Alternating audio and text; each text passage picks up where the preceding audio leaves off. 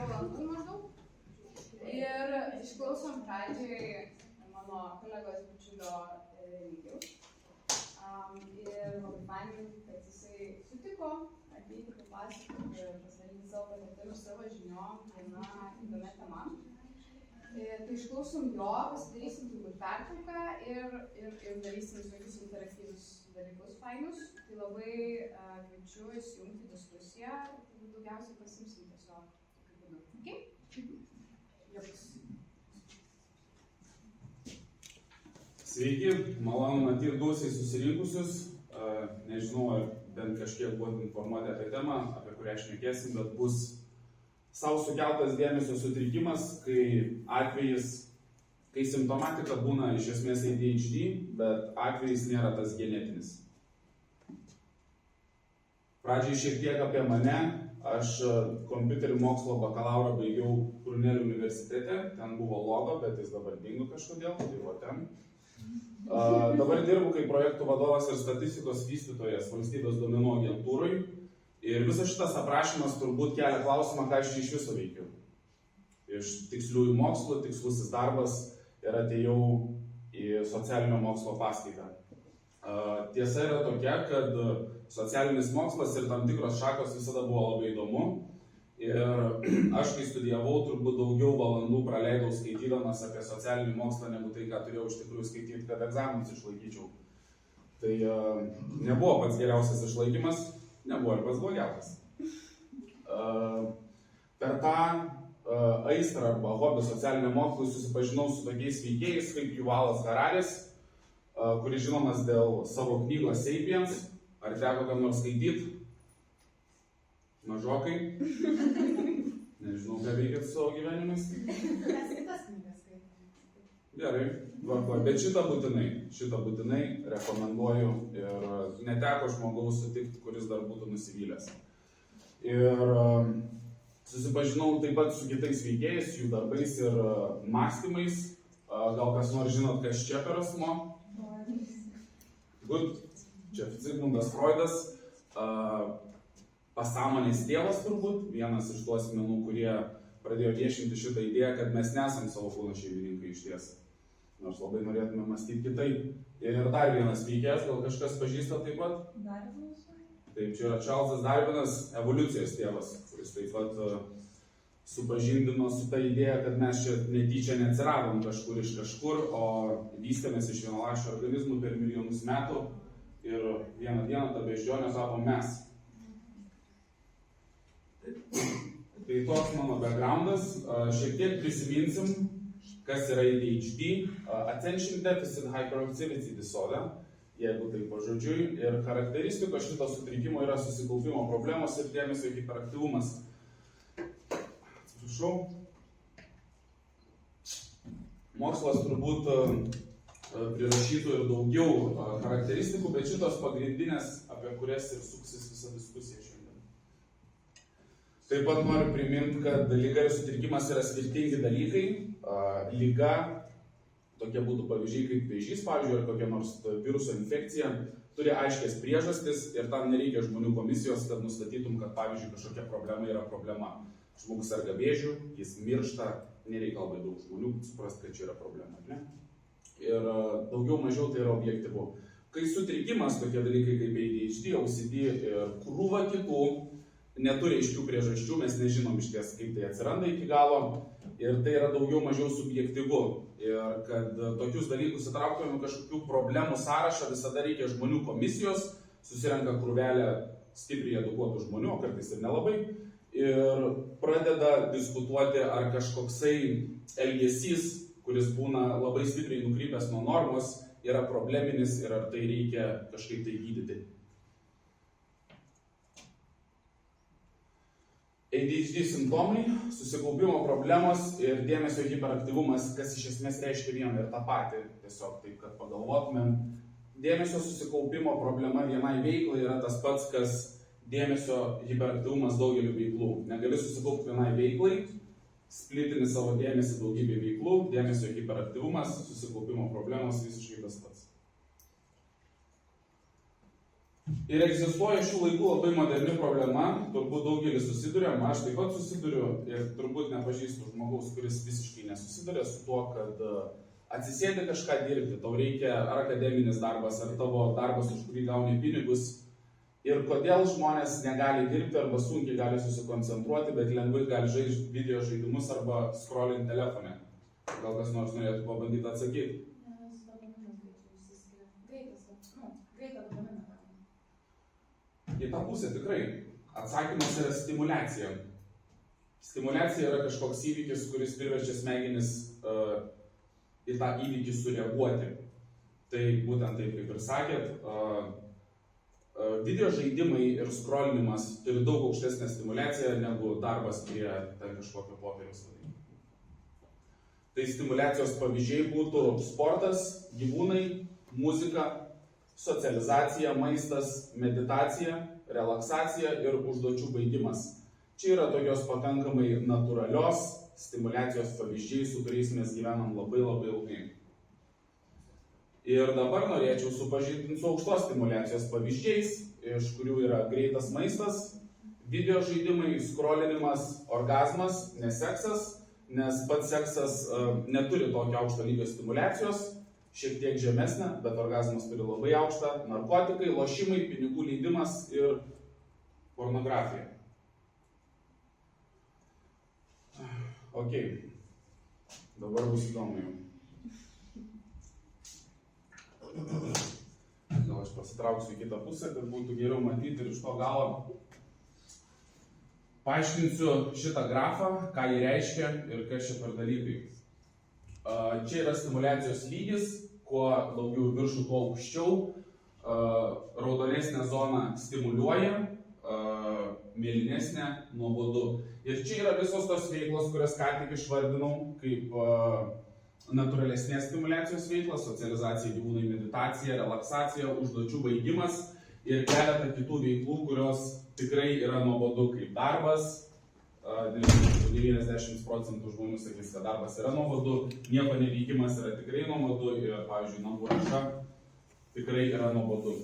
Čia pažymėjau žmogaus vidutinį stimulacijos lygį, vadinkim negadinto žmogaus vidutinį stimulacijos lygį. Ir kai turi tokį vidutinį stimulacijos lygį, tokie dalykai kaip muzika, sportas, maistas, socializacija, gyvūnai ir čia tie visi kiti, generuoja kažkokį tai stimulacijos lygį. Paima tavo dėmesį, tu tenais jautiesi įsitraukęs, daugiau mažiau. Ir žinoma, egzistuoja aukštos stimulacijos mechanizmai, kurie labai stipriai paima tavo dėmesį nuo tada, kai tu esi šito stimulacijos lygio. Bet kas įvyksta, kai užsijami aukštos stimulacijos veiklom labai ilgai, pavyzdžiui, kaip video žaidimai ir scrollinimas. Vidutinis stimulacijos lygis kyla į viršų. Ir kai per ilgai užsiiminėjai tam tikrom veiklom ir vidutinis stimulacijos lygis žmogaus pakyla į viršų iki maždaug čia, visos tos veiklos, kurios anksčiau buvo kažkiek stimuliuojančios, krenta į nuobodumo zoną. Ir taip tokie dalykai, kaip gyvūnai, socializacija, maistas ir sportas tampa nuobodus iš stimuliatyvių. Ir žmogus gadina savo gyvenimą. Galite pastebėti šitos visus dalykus beveik bet kur. Kažkas dalyvauja pokalbyje ir jis tampa toks nuobodus, kad abudu žmonės tiesiog įkrenta į telefonus ir tenais užsiima aukšta stimulacija. Ir daugybė kitų. Muzika, sportas taip pat.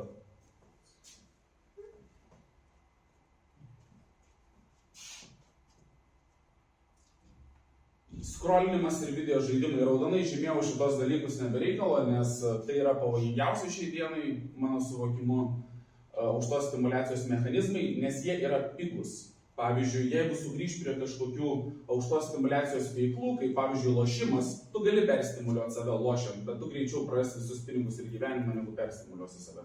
Ir tiesiog būsi elgeta. Su pornografija lygiai tas pats, labai aukšta stimulacija ir turinti kitokių blogių negu perstimuliuotas organizmas, bet kiek tu tenai sėdėsi prie šitų dalykų? Turbūt keletą minučių per dieną, ar ne? Su narkotikais tikrai galima tai pasiekti, bet šiandien apie tai.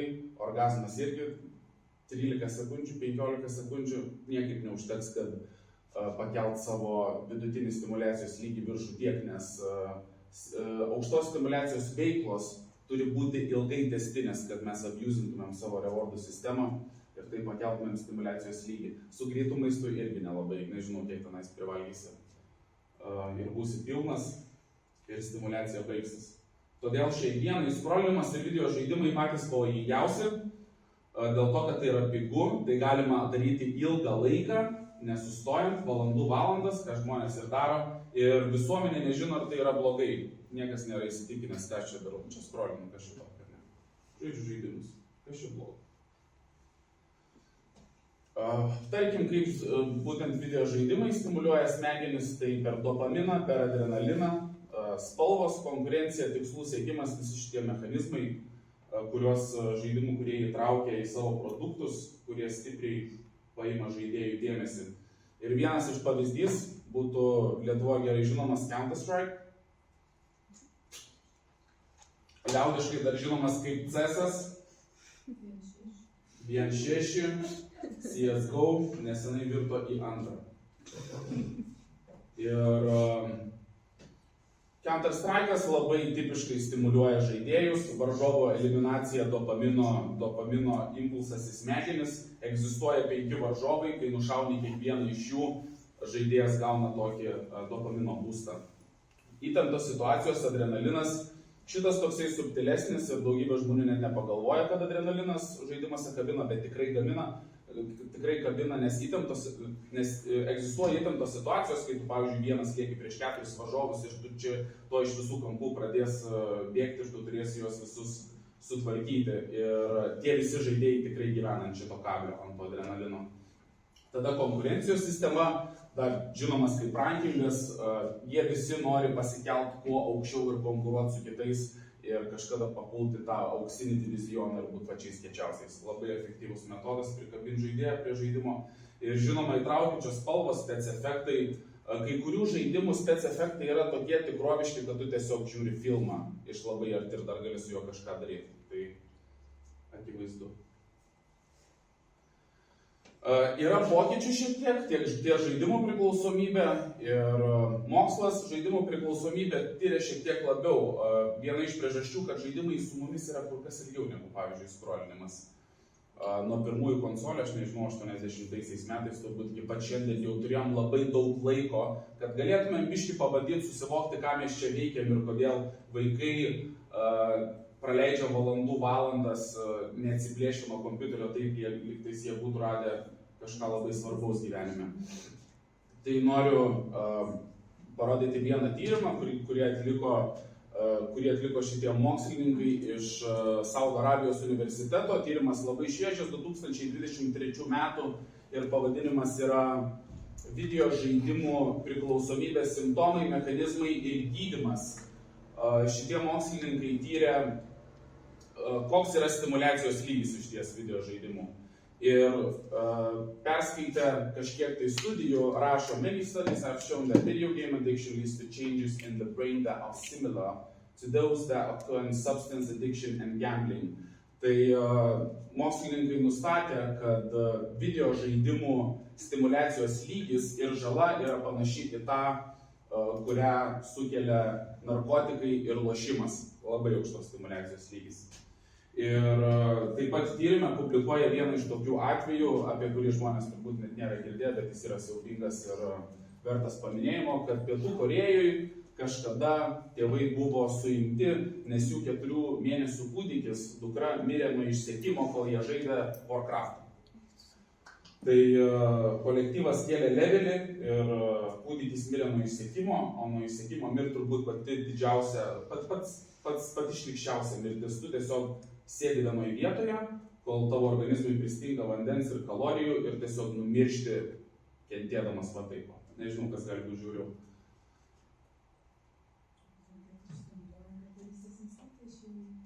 Ir dabar šiek tiek apie scrollinimo priklausomybę. Kiek valandų yra? Čia greitai laikas eina? Nežinau, 24. Labai greitai. Man ir buvo lėčiau.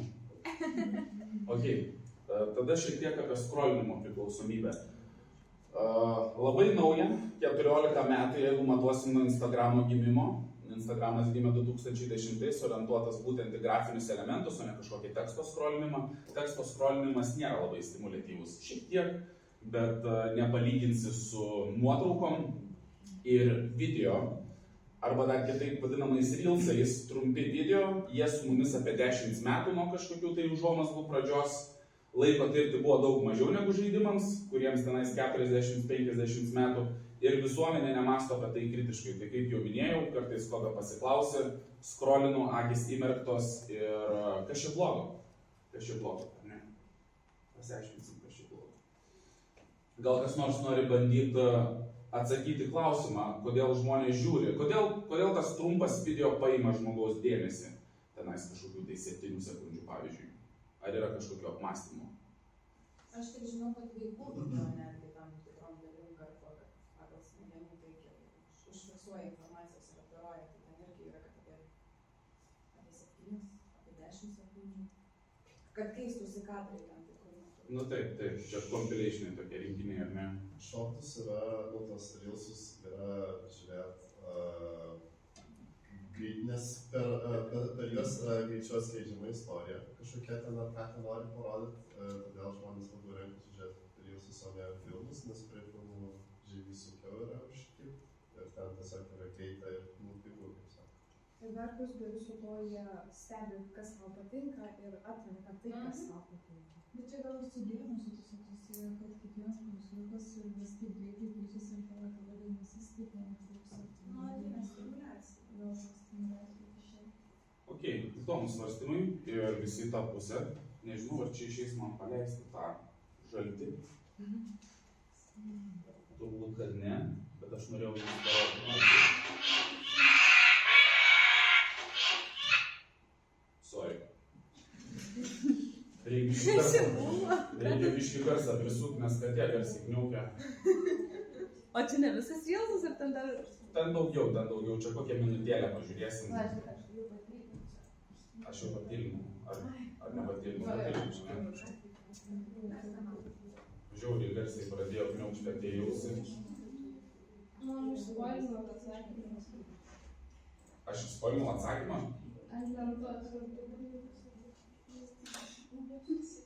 Ok.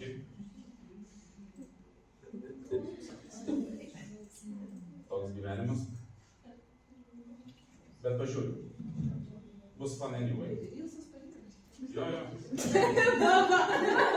Nereik labai daug įtikėjimų. O, kačiukai viską.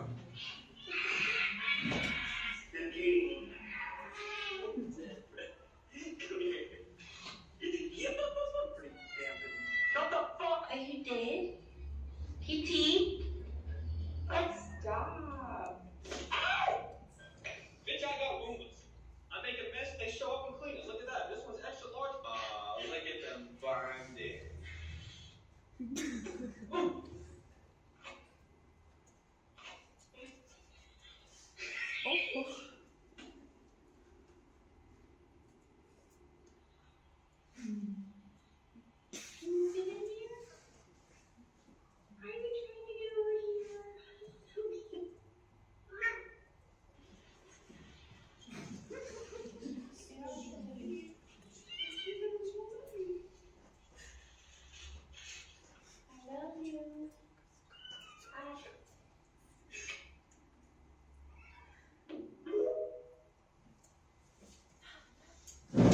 Kai kurie žmonės dar reelsus taip pat vadina tiktokais, bet esmės tai nekeičia, tai apie tą patį.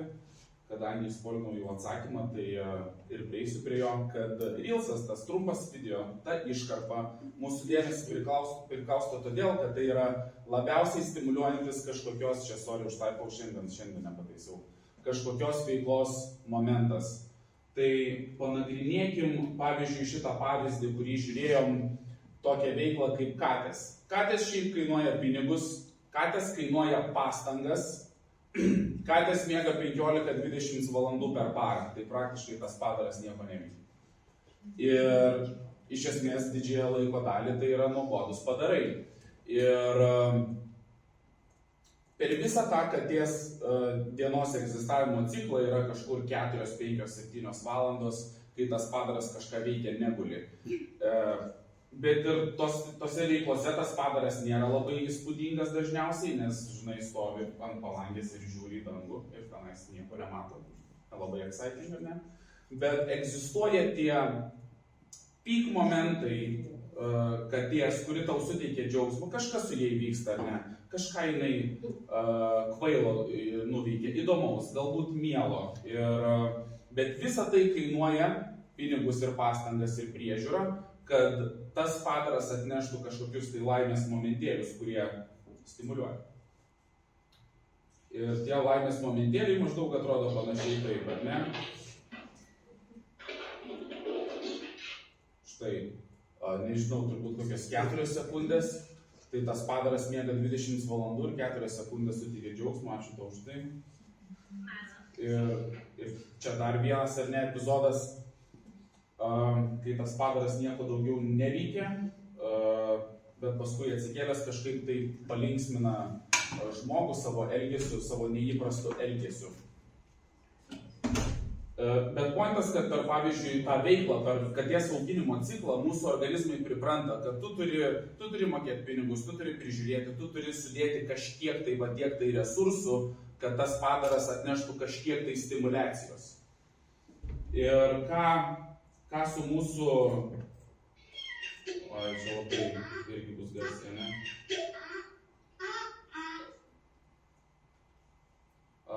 Čia tiesiog norėjau greitai paleisti ir šnekėti tuo pačiu metu, bet neišeis. Ar išeis? Išeis.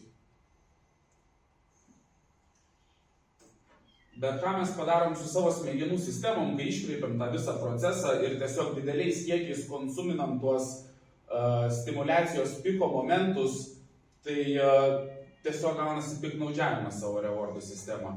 Ir tai mes keliam savo vidutinį stimulacijos lygį, tada grįžtam iš šitų prietaisų į pasaulį, kuris yra labai nuobodus palyginus su Reelsais, ar ne? Ir tada žmonės skundžiasi liūdesiu, depresija, nebe taip įdomu. No shit, seniai. No shit.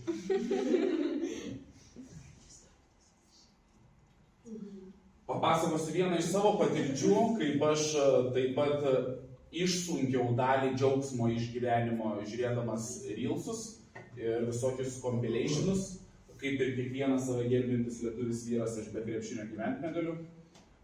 Ir mano patirtis buvo tokia, aš pradėjau žiūrėti compilationus, tuos rinkinius įdomiausių krepšinio momentų. Šitas video, kur pasirinkau kaip pavyzdį, yra koledžo krepšinio tie nepamirštami momentai.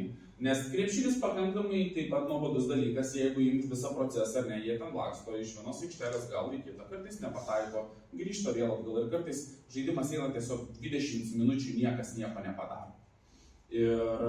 Bet taip pat ten egzistuoja ir tie piko momentai, kai kažkas įmeta su sirena paskutinę sekundę pergalės, visi pašėla, kažkas susimuša, dar kažkas įvyksta, kas įvyksta retai, galbūt kažkas atletiško, intriguojančio, efektingo, bet tai vyksta labai labai retai. Ir ką aš pradėjau su savo galva daryti, kai pradėjau šitus video žiūrėti, grįžau žiūrėti pilną geimą ir žiūriu, kad aš nelabai galiu susikaupti pilnam geimui. Mano smegenis krenta į telefoną, nori aukštos stimulacijos, nes pats geimas yra daug kartų nuobodesnis už šitos tai visus rinkinius, kuriuos aš sėkmingai abiuzinau daug laiko.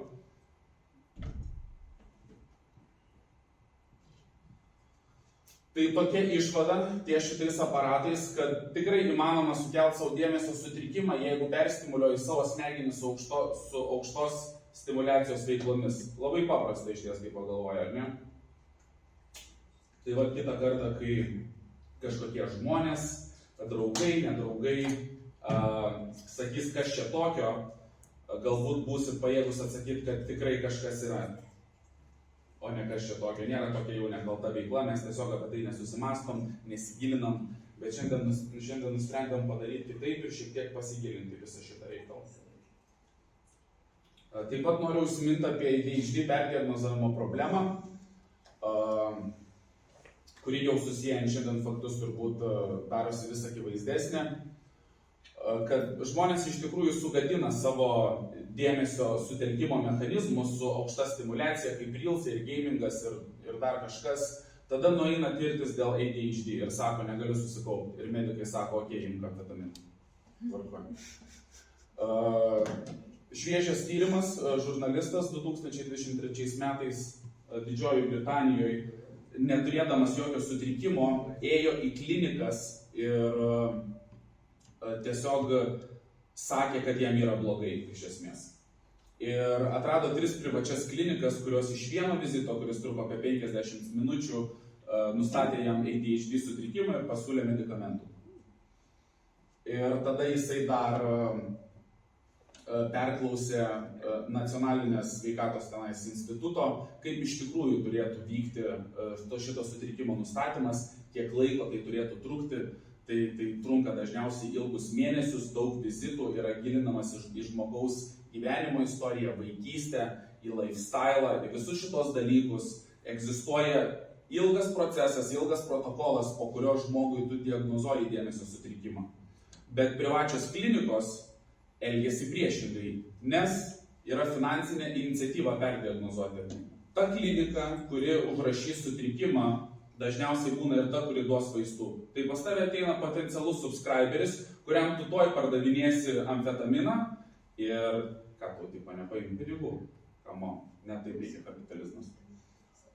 Ir nėra nepriklausomas peržiūros, bent jau Didžiojoje Britanijoje, kur šitas tyrimas vyko, tai nėra jokios kitos institucijos, kurios peržiūrėtų tas diagnozes ir sakytų, žiūrėkit, jūs čia per greitai, čia taip nesidaro. Jūs nežinote, kaip diagnozavo, nenaudoja kažkokius prieintus diagnostinius instrumentus ar tiesiog iš pokalbio diagnozuoja? Video pokalbis buvo. Jo. Ai, tai nedilas negali? Per Teamsus. Labai gerai. Tai va tokie reikalai. Čia pirmas vizitas buvo, ne? Jo, iš vieno vizito, ten kažkas iš 50 minučių, kažkas iš 2 valandų, nesvarbu, bet tai yra juokingas laikas tokį sutrikimą užrašyti. Tada gal šiek tiek apie aukštos stimulacijos legalumo istoriją, kad galėtumėm biškį susimastyti, per kiek laiko pradėsim mąstyti, kad čia yra blogai. Tai gal norit kas nors spėti, kiek laiko buvo galima gauti aukštos stimulacijos substancijų Jungtinėse Amerikos valstijose be daktaro išrašo, kai tai tik atsirado. Kalbu apie kokainą, amfetaminą, metamfetaminą. Ant kokią ten narkotiką ją buvo pasėdus?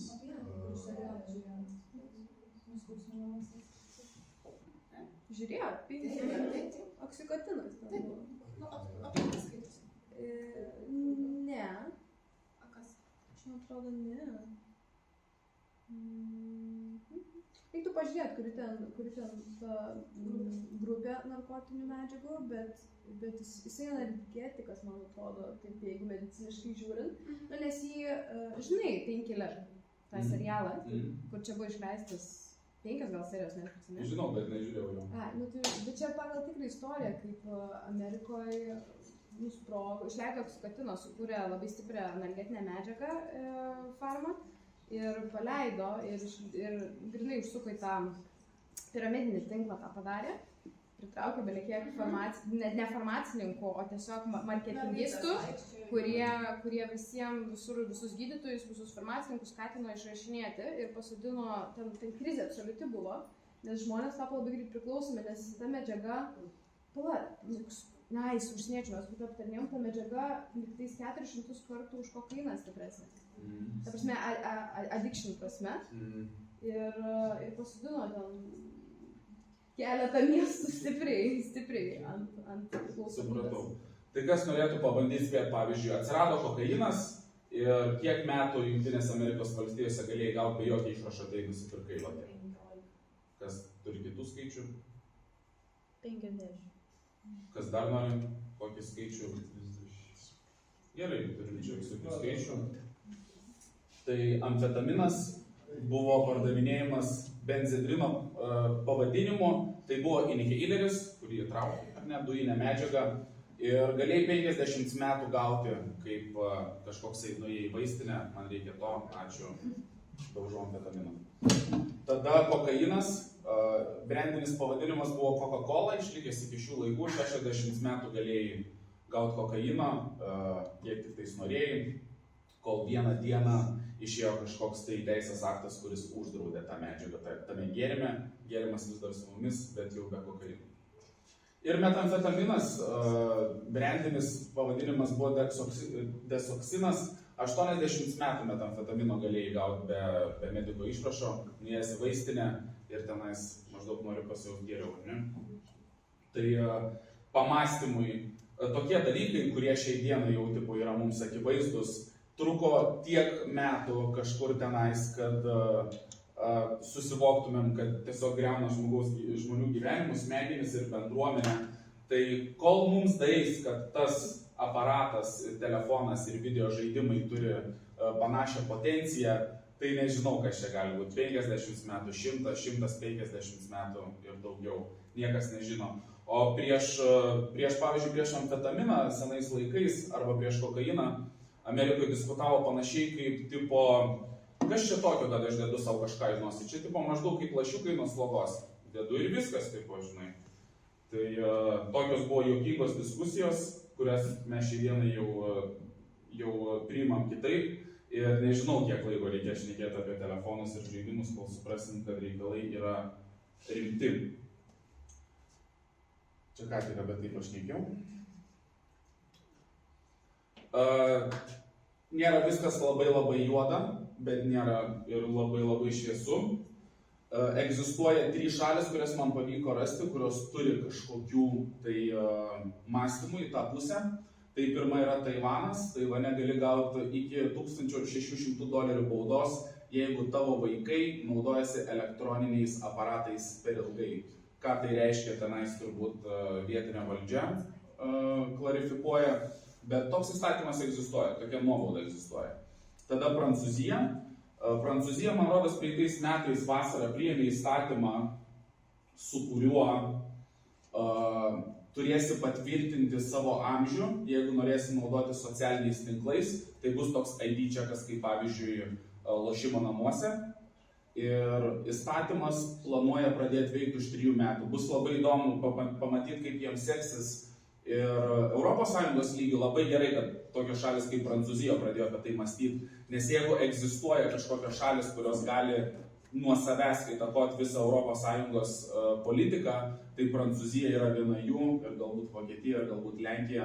Bet, pavyzdžiui, tokios šalis kaip Lietuva, jeigu sakytų, žiūrėkit, mes čia turim krūvą tyrimų ir norim ES lygių pradėti reguliuoti screen time, tai mūsų tas balsas nėra labai didelis, kaip tarkim Prancūzijos.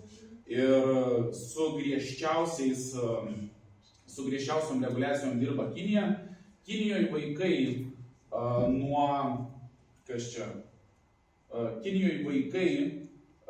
per savaitę online video žaidimus gali žaisti tik tais 3 valandas. Tada dar apie telefonus. Nuo 16 iki 18 metų 2 valandos per dieną online, nuo 8 iki 16 1 valanda per dieną online ir jeigu tau iki 8 metų, tai tu turi 40 minučių per dieną online. Tai griežčiausios reguliacijos šiai dienai.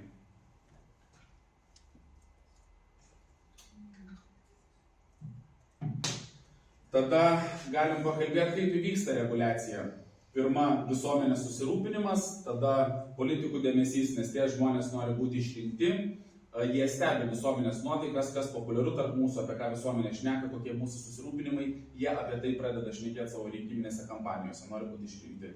Ir čia A raidė vėl kažkur pabėgo, bet tokiai. Ir po politikų dėmesio seka reguliacija, jeigu išrinkti žmonės, kurie laikosi savo pažadų, kartais tai būna, nėra įprastas įvykis, ar ne, bet kartais tai nutinka. Ir tada prasideda reguliacijos. Bet iš visos šitos sekos mes net nesam pačiam viršui. Visuomenės susirūpinimas yra žiauriai mažas. Gali būti, kad čia yra pirmas kartas jūsų gyvenime, kada kažkaip tai gilinamės į šitos dalykus ir įskrolinimą sakom, čia nėra tiesiog kažkas pažiūri video, kas čia blogo.